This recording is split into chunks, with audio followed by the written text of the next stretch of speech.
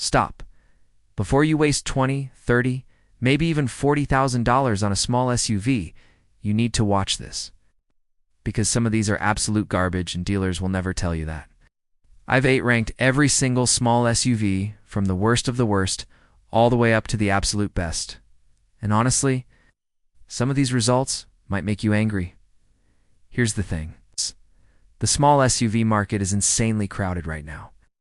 Every car company and their mother has jumped in trying to grab your money. But not all of them deserve it. Some of these vehicles have horrible reliability, some have terrible resale value, and some are just straight up boring to drive. So today, I'm going through all of them. We're talking about fuel economy, reliability, interior quality, safety ratings, how they actually feel to drive, and most importantly, whether they're actually worth your hard-earned cash. I'm starting at the bottom with the ones you should absolutely avoid, and working my way up to the best of the best. Let's get into it. So why is picking a small SUV so hard? Well, there are literally over 20 options out there right now, and every single one of them claims to be the best. Every commercial tells you their SUV is the safest, the most fuel efficient, the most stylish, but that's just marketing. The reality is very different. Some of these SUVs have transmission problems that show up after just 2 years. Some have cheap interior materials that start falling apart. Some look great in pictures but feel like a tin can when you're actually sitting inside. And the worst part, most people do and find out about these problems until after they've already signed the papers and driven off the lot. That's why this ranking exists. So you don't become one of those people leaving angry reviews online. All right, let's start at the very bottom. Look, I'm sorry if your car ends up here, but someone has to tell the truth. Coming in at the absolute worst spot is the Mitsubishi Eclipse Cross. I know. The name sounds cool because of the old Eclipse sports car.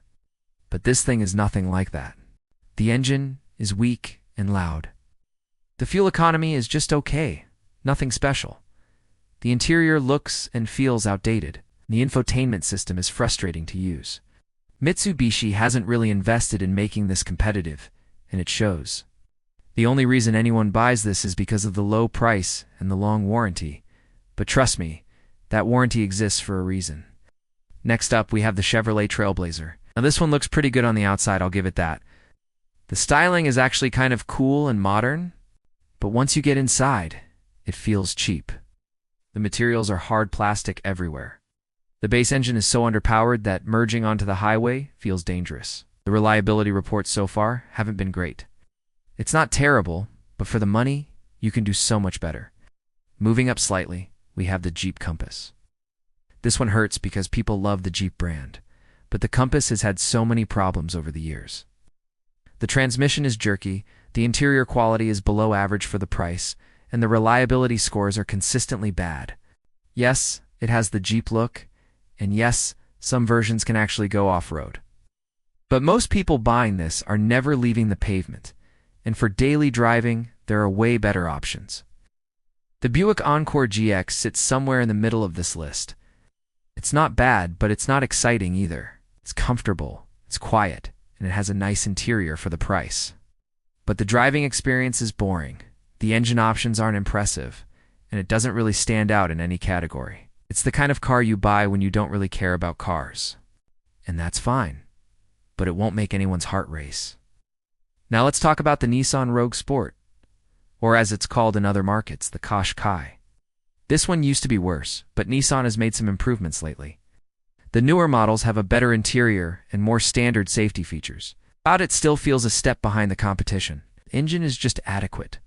Not quick, not efficient, just okay. And Nissan's CVT transmissions have had reliability concerns in the past. It's improved, but the reputation still lingers.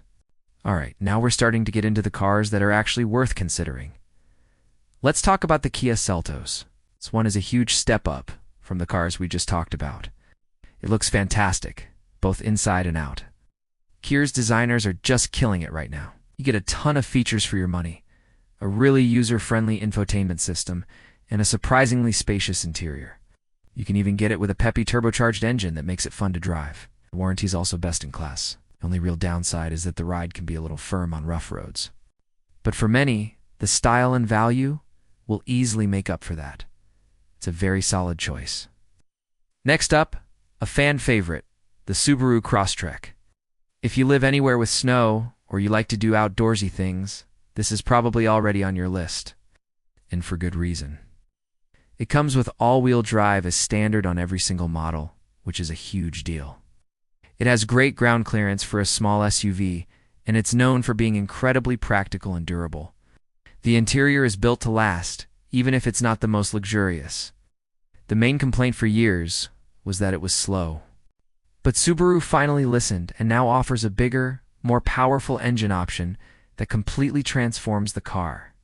It's safe, it holds its value incredibly well, and it's a car you can really depend on. A fantastic option. Okay, let's move into the top tier. Kicking things off, we have the Hyundai Kona. This thing is a little firecracker. It's smaller than some of the others, but it makes up for it with a ton of personality. The styling is bold and fun, and it's genuinely entertaining to drive. Especially if you get the N-Line or the full-on Kona N model, which is basically a hot hatchback on stilts. Even the standard models are nimble and quick. The interior is modern, packed with tech, and Hyundai's warranty is amazing. If you don't need a massive back seat or a huge cargo area, and you value a fun driving experience, the Kona is one of the absolute best choices you can make. Now, for a brand you knew would be near the top, Honda, the Honda HR-V. For years, the HR-V was the king of practicality, with its magic seat that could fold in a million different ways. It was a bit boring, but incredibly clever. The new generation HR-V is completely different. It's based on the new Civic, which is a huge plus. It's more comfortable, much more stylish, and has a way nicer interior that feels very premium. It's lost the magic seat, which is a bummer, but it's now a much better car to actually live with and drive every day. It's quiet, smooth, and comes with Honda's reputation for stellar reliability and resale value. It's a mature, grown-up choice and an excellent all-rounder. Just missing out on the #1 spot is the Mazda CX-30. If you want a small SUV that feels like a luxury car, this is it. Seriously, the interior of the CX-30 is nicer than some cars costing $10,000 more. Materials are fantastic, the design is beautiful, and it's so quiet on the highway. It's not just a pretty face, it's also great to drive. Steering is sharp, the handling is responsive, and the standard engine has plenty of power. You can even get a turbo engine that makes it seriously quick. Comes standard with all-wheel drive, and its safety scores are top-notch. It's not the biggest inside, but if you prioritize a premium feel and an engaging drive, it's almost perfect. So what could possibly beat all of these? Which small SUV is the absolute best one you can buy right now? Well, it's the Toyota Corolla Cross. I know it's not the most exciting name, and it might not be the flashiest car on this list, but when you look at the total package, it's unbeatable. First, it's a Toyota. That means bulletproof reliability and incredible resale value. You're just not going to lose much money on this car. Second, it's super practical. It has a huge back seat and a massive cargo area for its class. Third, it's incredibly efficient. The standard engine is good on gas, but the real star is the hybrid model. It gets fantastic mileage. Comes standard with all-wheel drive and is surprisingly quick off the line. It's comfortable, it's quiet, it's safe, and it has all the modern tech you need. It does everything you ask of a small SUV, and it does it without any drama or fuss. It's the smartest purchase in the entire segment. So there you have it. It's a complete ranking from the absolute worst to the undisputed best. Of course, the best car for you depends on what you value most, whether it's style, off-road ability, or a fun driving experience. But hopefully this gives you a much clearer picture of the market and helps you avoid making a very expensive mistake. Let me know in the comments which one you would pick, or if you think I got the ranking totally wrong. Thanks for watching, and don't forget to subscribe for more straight to the point car advice. See you in the next one.